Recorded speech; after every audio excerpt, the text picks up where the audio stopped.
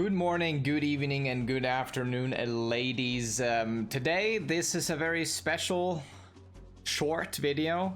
Just talking about what races you want to pick for Enhancement Shaman. Now, I want to preface this by saying all of these benefits are very situational, or most of them are at least.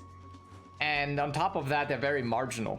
So even if you pick the most optimal choice, just DPS-wise in a raid, for example, it won't give you that much of a DPS increase. This is more of a preference, more of a min-max decision, but at the end of the day, picking what you prefer the most, which should probably always be your priority.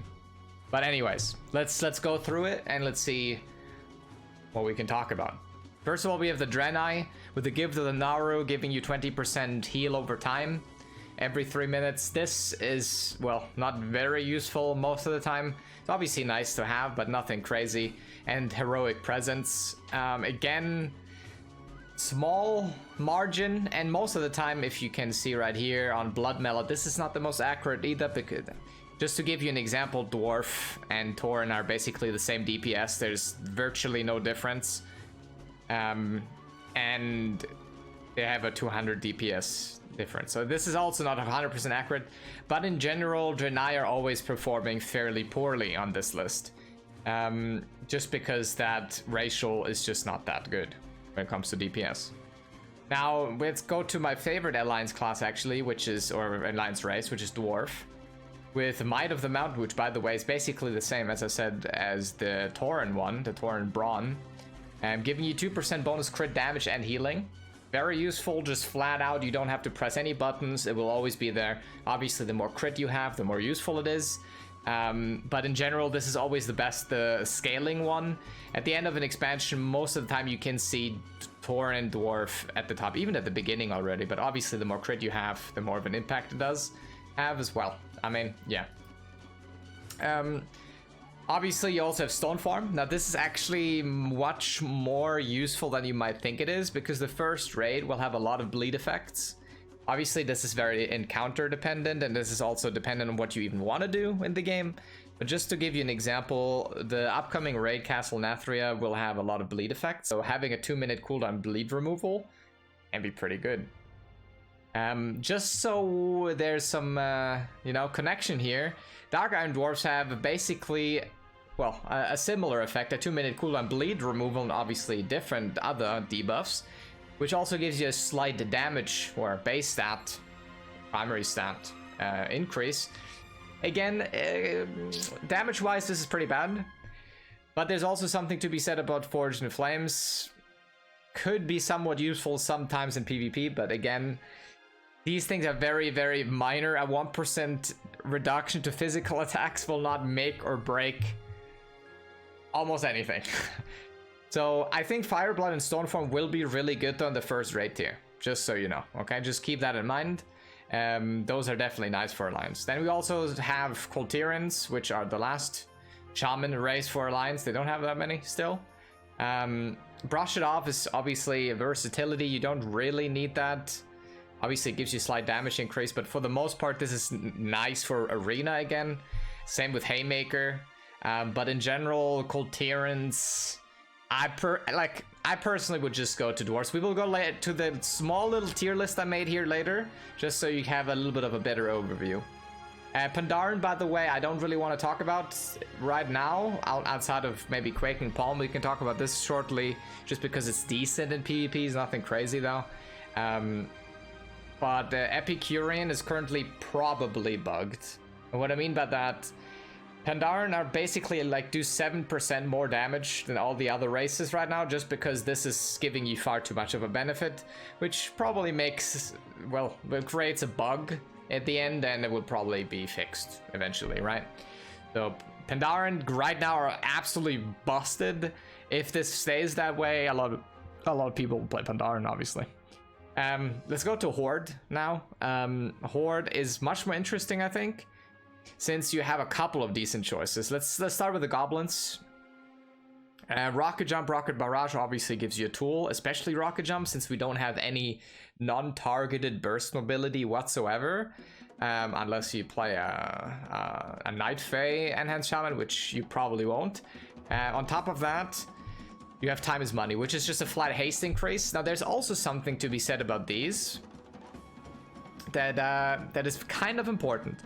So with Shadowlands coming out, the secondary stats like haste, like mastery, like crit will have a soft cap, meaning once you reach 25% of them, there will be a diminishing return. So, and then you will need more haste to get to the next haste percentage. I'm not 100% sure if this is affected by it, but I'm pretty sure it is. On the other hand, berserking is not, just like bloodlust isn't. So buffs in that way are not affected by this. So that's why trolled will probably be pretty good. Spoilers. I think goblins are probably one of the best choices. Unfortunately, they're horrendously ugly.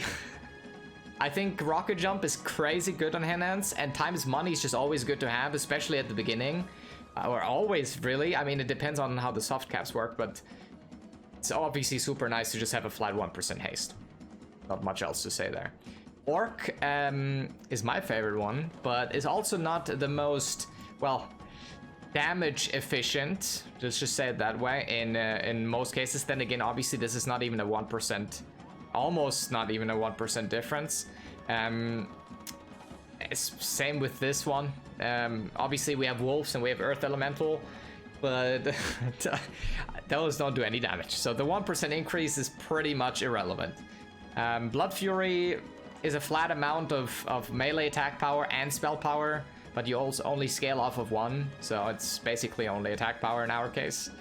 And hardiness. Now this one, obviously pretty nice in PvP, especially. Most raid encounters don't have flat out stuns, meaning this is not really all that useful. But if you do want to dabble into PvP and your horde, Orc is, well, a great choice, because this is probably the most impactful racial that we still have in PvP. There's also something to be said about Blood Elf, obviously, and maybe even Goblin Jump, but this one is pretty fucking nice in a lot of matchups. So Orc, love Orcs. Tauren, Brawn, we already talked about this. And obviously they also have Endurance and the Warstorm. Now this is also kind of interesting, because Warstorm can be used as a, well, as a slight interrupt. Obviously it doesn't work like that, but even if you stun him only for 0.5 seconds, it still interrupts the cast, right? So Tauren are very universal, and since they have Brawn, they scale really well as well. So Tauren is always a great choice, and that's the one that I played in BFA. Tauren are great. There's not much else I can say to that, honestly. They're just a solid choice. Trolls, Beast Slaying, again, not really useful. Berserking, now this is really important. Since this was actually nerfed, it's not 15% for 10 seconds anymore. Nowadays, it's actually 10% for 12 seconds, which is a slight nerf. But it's still, well, pretty useful, because this has a 3-minute cooldown. And you know what else has a 3-minute cooldown? Ascendance. And from what it looks like right now, although they already talked about buffing elemental spirits, Ascendance seems to be pretty solid right now. Meaning if you want to pair a cooldown with Ascendance, Troll is the perfect choice, making it incredibly valuable to have Berserking, especially since this will just circumvent the entire, you know, soft caps of secondary stats. So once you reach 25% haste, for example, you can just pop this and get 35% haste for 12 seconds, which is kind of crazy, because it completely, you know, I think Troll will probably be the best race in total when it comes to straight up damage. I think Troll will be insane. Then again, obviously that's still a small difference, and at the end of the day, comes down to what raid group you're with and just your gear and how good you play. But this can give you a decent boost. Voodoo Shuffle is also all right. And regeneration is absolutely pointless, basically. And we don't have that many more. I mean, we kind of do. We have 4 more races in the Horde category. One is High Mountain with Bull Rush and Rugged Tenacity. I mean, Mountaineer again, versatility, just like Cold Tyrants. I think High Mountains are more of a PvP choice again. I think for PvE, they do bring you a 1% verse. But I mean, yeah, that's about it, right? It's definitely not a horrible. I think there's no horrible race to pick. First of all, I mean, we already talked about this, but there is no horrible race to pick. I think even High Mountain is pretty useful and gives you something, which again could be affected by diminishing returns and soft caps. But yeah, I don't think many people stack versatility unless you play a lot of PvP. Magar Orc, I personally don't like him very much, just because this one is RNG. So you could get versatility from this, you could get haste, you could get crit, you could get whatever, right? I don't really like that. I think Enhance already has enough RNG in his kit that I don't need that as well. Like if you like the Ancestral Call racial, you should probably just play a Troll. If you just play for, you know, numbers. This is obviously also not bad. Savage Blood, decent. Pet health, useless, and obviously mount speed is nice. But Magar Orcs are probably my least favorite racials, just because of this being RNG. I don't like it. Zandalari, now this one is also very interesting because they are in general probably the most versatile, since they allow you to choose which bonus effect you get out of 4. And we can take a quick look at this, or out of 6, my bad. I think most of the time you will be running Paku. That's what normally is the highest one, as far as I know. No, yeah, right here. Then again, this is such a small difference. It could also just be the players, but Paku seems to be the most useful with the bonus 4% critical strike for 12 seconds on a proc. It gives you so many options. Like if there's some balancing going on or whatever, you can just change it again. You know, it's pretty nice. Also, this is also something that's important, just like Rocket Jump. Enhance does not have any sort of, you know, fall damage break whatsoever. So having one of these is actually kind of useful in the open world. Obviously, this doesn't give you a damage boost, but just having this option to just not take fall damage once, that's kind of nice. And regenerating is also really good too. I think Zandalari is one of the better ones for sure. And then we have Volpera, and to be honest, Volpera I can't really talk a lot about because I don't know much about them, honestly. I know basically all about him from Blood Metal, and that's about it. They have a lot of utility, and they also have a choice with the Bag of Tricks, but I'm not into that, to be honest. Oh yeah, just to round it out a little bit, just to give you a quick idea. Now this is just an overall view. Obviously, I didn't even put all of the races in there, and I'll tell you why. So obviously, universally good. Troll with the haste, Tauren with the bonus crit damage and War Stomp, which is nice. Bonus haste and Rocket Jump, super nice. Dwarf with the stone form and the crit, easily the best alliance race, to be honest. For Enhanced Shamans, and as I said before, Zandalari Trolls, because they're very versatile. Now, this is just a general idea of what is probably the top level of enhancement races. But this always dependent on the situation again, right? So as we can see right here, Orc, I put in the PvP category just because it's the most useful generally. Just having 20% lower duration of stuns on you is fucking great. But there's also something to be said about High Mountain Taurens, for example, or Cold Tyrants, even. With the versatility and the bonus, like just being a little bit more tanky in arena, that's kind of nice too. Same with Pandaren. Like, as I said, like Pandaren might be right, like just up here somewhere because they're so good. Same with the Dark Iron Dwarfs. In some encounters, Dark Iron Dwarf will be probably much better than having a Goblin jump, you know?